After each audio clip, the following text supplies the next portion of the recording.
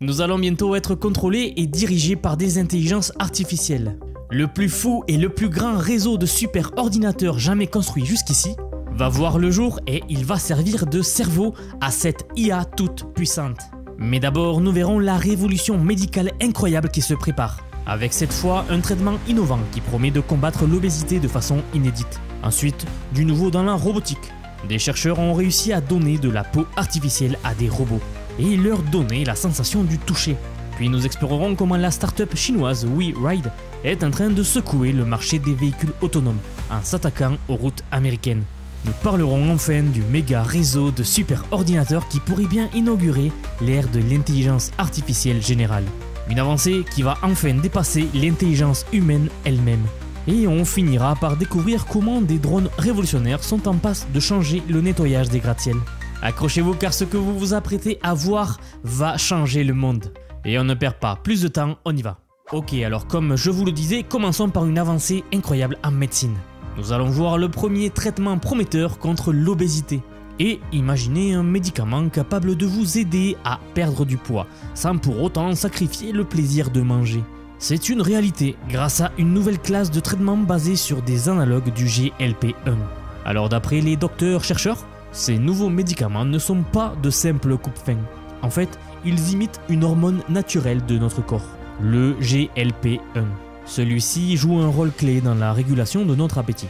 Alors comment ça marche? Lorsque l'on mange, cette hormone est libérée par nos intestins et envoie un message au cerveau pour lui dire « Eh, c'est bon, on a assez mangé, on peut s'arrêter là ». Chez les personnes souffrant d'obésité, ce mécanisme-là est souvent déréglé, ce qui fait que la sensation de satiété n'arrive jamais vraiment. Les analogues du GLP-1 viennent corriger ce problème en trompant le cerveau pour qu'il pense qu'on a déjà mangé, même si ce n'est pas le cas. Résultat, moins d'envie de manger, moins de pensées alimentaires obsédantes et donc une perte de poids. Et ce qui est incroyable avec ce médicament, c'est son efficacité.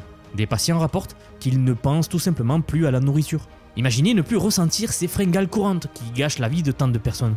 Et surtout, la perte de poids obtenue avec ces traitements est assez significative, bien plus que ce qu'on a pu voir avec d'autres méthodes dans le passé. Mais attention, ce n'est pas une solution miracle pour tout le monde. Ces médicaments sont avant tout destinés à des personnes souffrant d'obésité, pas pour ceux qui veulent juste perdre quelques kilos pour l'été. Il y a des précautions à prendre, notamment un suivi médical strict pour s'assurer que tout se passe bien. Et donc éviter des effets secondaires potentiels comme des troubles gastro-intestinaux. Une autre question importante à se poser, c'est de savoir ce qu'il se passe lorsque l'on arrête le traitement. Est-ce que l'on reprendrait autant de poids? C'est pourquoi ces médicaments doivent souvent être utilisés dans le cadre d'une prise en charge globale. Il faut aussi se rappeler que l'obésité est un problème de santé publique majeur, puisque qui dit obésité de masse dit une augmentation significative des maladies et donc beaucoup plus de dépenses dans le secteur de la santé. Il y a un vrai enjeu étatique derrière tout cela. Les analogues du GLP-1 représentent donc une avancée majeure. Nous sommes à l'aube d'une nouvelle ère dans le traitement de l'obésité.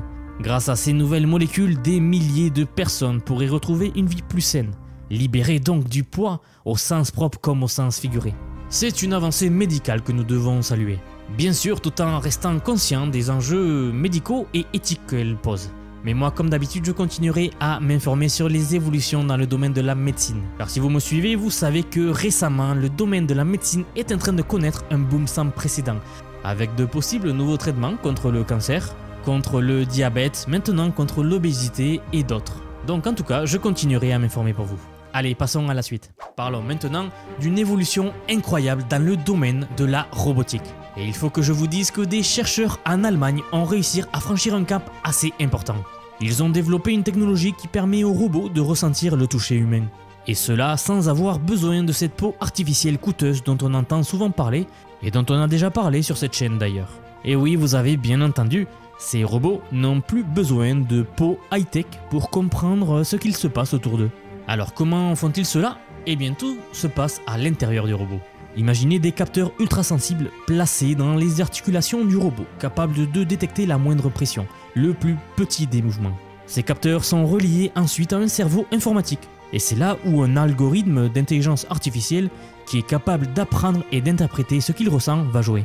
Résultat, le robot ne se contente plus de savoir qu'on le touche, il peut comprendre comment on le touche. Et puis, grâce à cette technologie, ces robots peuvent faire bien plus que simplement détecter un contact. Par exemple, ils sont capables de reconnaître les formes, comme des lettres ou des chiffres, que l'on dessinerait sur leur peau. Je suis sûr que vous avez tous joué quand vous étiez petit à deviner ce que l'on vous écrivait dans la peau sans la regarder.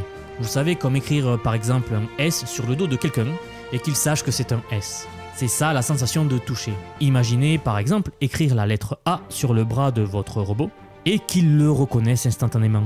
C'est donc comme si on lui donnait vraiment le sens du toucher, un peu comme le nôtre. Et cette avancée pourrait donc révolutionner la manière dont nous interagissons avec les machines. Vous pourriez par exemple appuyer un peu plus fort pour qu'il s'arrête. C'est un niveau de communication totalement nouveau, presque naturel, qui pourrait rendre enfin les robots beaucoup plus intuitifs et faciles à utiliser au quotidien. On est en train de passer d'une robotique purement mécanique à une robotique beaucoup plus sensible et réactive. Et ça, c'est une véritable révolution, surtout sachant que nous aurons bientôt tous des robots chez nous.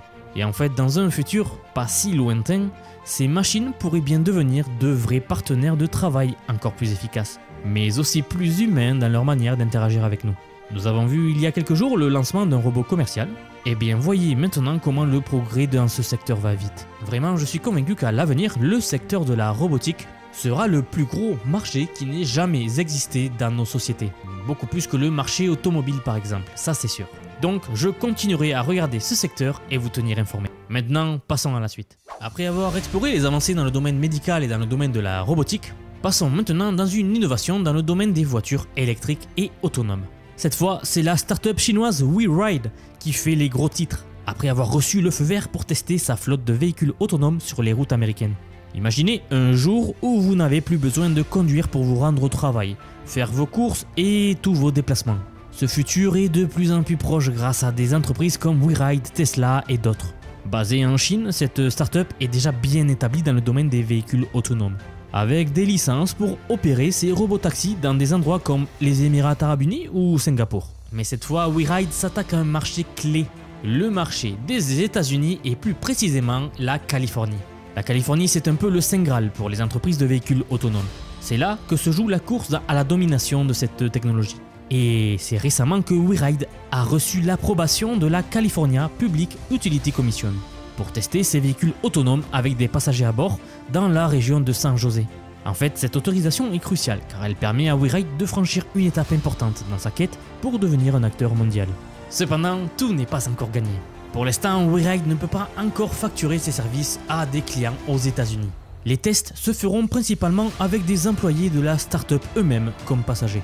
Et ces essais vont servir à affiner la technologie avant une commercialisation potentielle. C'est un premier pas, mais un pas très stratégique, surtout dans un contexte où WeRide envisage une introduction en bourse à New York, avec une évaluation potentielle de 5 milliards de dollars. Donc vous voyez que ce ne sont pas des petits joueurs, et on parle ici d'une entreprise chinoise qui s'est bien implantée aux États-Unis.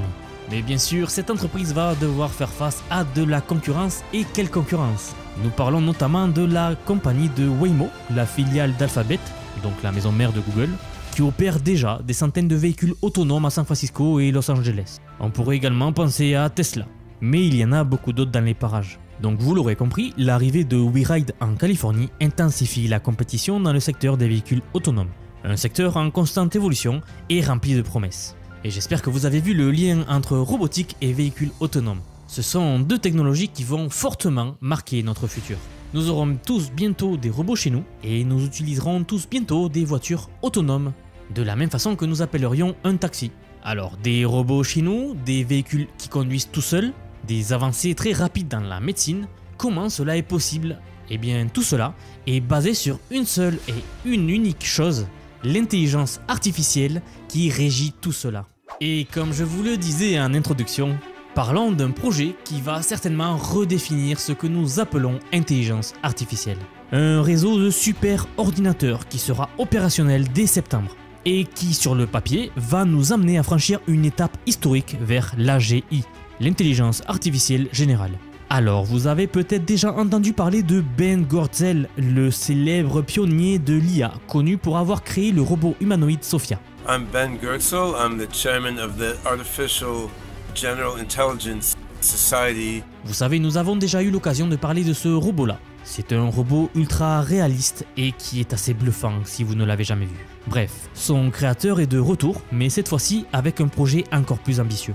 À travers sa société SingularityNet, il est en train de construire un réseau global de super ordinateurs avec un objectif ambitieux. Créer une intelligence artificielle qui pourrait non seulement égaler, mais aussi dépasser l'intelligence humaine.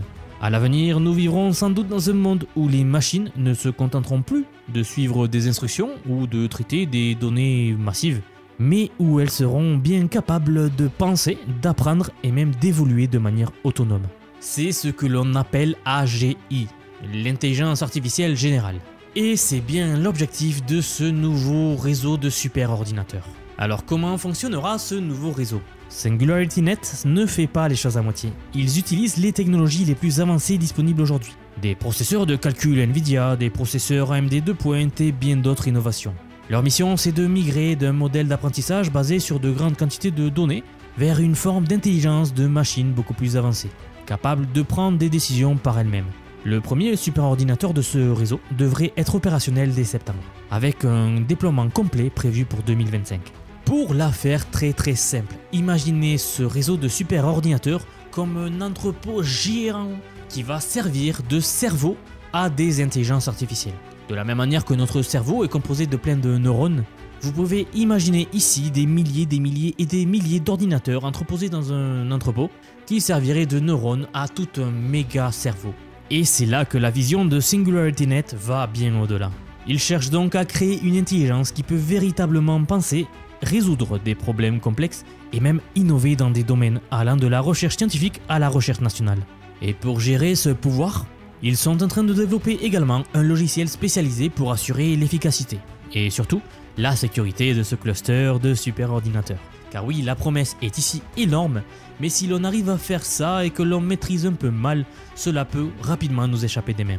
Alors pour ceux qui connaissent la série Person of Interest, c'est un peu de ça dont nous parlons, une intelligence artificielle qui serait capable de voir dans toutes les caméras du monde, de même contrôler tous les réseaux et qui pourrait manipuler les humains pour créer ce qu'elle veut. C'est assez dingue d'y penser. Donc en fait, si cette technologie tient ses promesses, elle pourrait inaugurer une nouvelle ère de l'intelligence artificielle, marquant ainsi le début d'une révolution où les machines posséderaient un niveau d'intelligence semblable, voire supérieur à celui des humains. Bien sûr, elle soulève des questions éthiques et philosophiques assez profondes. Et la première, à savoir si nous sommes vraiment prêts à coexister avec des machines intelligentes. D'ailleurs, comment se passerait la cohabitation avec des robots selon vous? Des robots qui sont capables de penser, de réfléchir et même peut-être d'avoir des sentiments. Est-ce qu'il faudrait créer des lois pour les humains puis pour les robots? Ou alors est-ce qu'il faudrait créer une loi universelle qui engloberait les deux? Beaucoup de questions vont commencer à se poser. Et en tout cas, une chose est sûre, c'est que l'AGI n'est plus juste une théorie de science-fiction. C'est quelque chose qui arrive vraiment. Avec des initiatives comme celle-ci, nous nous rapprochons de plus en plus d'un futur où l'intelligence artificielle des machines pourrait enfin rivaliser avec la nôtre. Ce réseau de superordinateurs pourrait bien être le prochain grand bond technologique de notre époque, nous poussant donc à redéfinir ce que signifie être intelligent et avoir une conscience. Et peut-être même de redéfinir ce que signifie être un humain. C'est un sujet vraiment passionnant, et en tout cas j'espère que ce sujet vous passionne autant qu'à moi. Et bien sûr, comptez sur moi pour continuer à vous partager toutes les avancées dans ce secteur-là. Et enfin, tournons-nous maintenant vers une innovation qui pourrait bien transformer la manière dont nous entretenons nos villes. Les drones nettoyeurs de fenêtres. Nous avons récemment beaucoup parlé des drones sur cette chaîne, et nous avons vu plusieurs applications possibles aux drones, en passant du domaine militaire jusqu'au domaine civil. Et bien maintenant imaginez-vous en train de passer devant un immense gratte-ciel et de voir non pas des cordes suspendues avec des laveurs de vitres en hauteur, mais des drones virevoltant autour d'un bâtiment laissant des fenêtres éclatantes derrière eux. Cela semble futuriste, n'est-ce pas? Et pourtant c'est déjà une réalité grâce à l'entreprise Windows Hero, en collaboration avec LucidBots. Windows Hero est une franchise bien établie dans le secteur du nettoyage, et elle a décidé de franchir une nouvelle étape en s'associant avec LucidBots pour lancer une flotte de drones appelée LucidBots, spécifiquement conçue pour le nettoyage. Bon, LucidBots qui a fait des robots qui s'appellent LucidBots, ils se sont pas trop foulés. Ces drones promettent vraiment de révolutionner la manière dont les bâtiments seront nettoyés. Ce drone de nettoyage de haute technologie, équipé d'un réservoir de produits nettoyants et contrôlé à distance depuis le sol.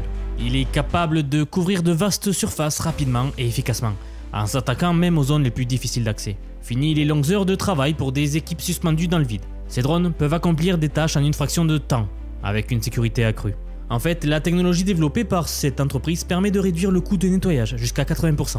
Un gain de temps et d'argent avec une réduction de risque pour les travailleurs. David Blue, président de Windows Hero, a souligné que cette technologie pourrait bien transformer l'industrie du nettoyage des bâtiments. Non seulement elle rend les opérations plus sûres, mais elle permet également une efficacité sans précédent, ouvrant la voie à une adoption massive dans les années à venir. Et la révolution ne s'arrête pas là. Lucidbots a également développé d'autres robots comme le LaveBot, un robot de lavage de précision qui permet de couvrir de larges surfaces en un temps record. Ce type de technologie est sur le point d'envahir un marché qui représente des milliards de dollars et qui est de plus en plus ouvert à l'automatisation. Avec ces innovations, nous nous dirigeons vers un futur où nos villes seront entretenues non seulement de manière plus efficace, mais aussi de manière plus sécurisée. Voilà une petite avancée dans le domaine des drones pour vous montrer une nouvelle application potentielle des drones. En tout cas, je vous rappelle que si ce n'est pas déjà fait, vous pouvez vous abonner pour suivre la chaîne et nous soutenir. D'ailleurs, cela me fait penser que si vous ne l'avez pas déjà vu, j'ai une autre vidéo qui pourrait vous passionner.